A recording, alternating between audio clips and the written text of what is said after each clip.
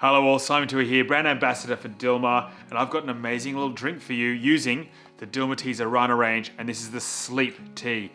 I'm starting with the beautiful sleep tea. I'm actually going to brew a cup, so I'm going to have a cup on the side whilst I'm making the drink. It's a win-win if you ask me. I'm going to brew a teacup of that.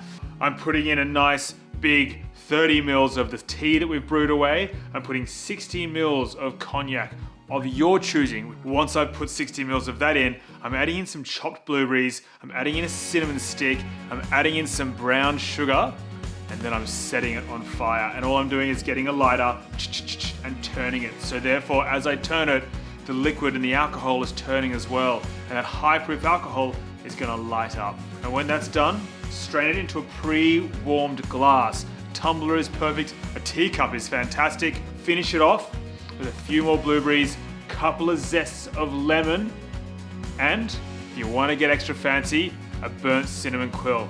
Really makes the house smell amazing, and you really get to understand everything about this drink. You're reiterating all those beautiful flavors to one final drink, which is this amazing Sleep Time Dilmah Arana range Blazer.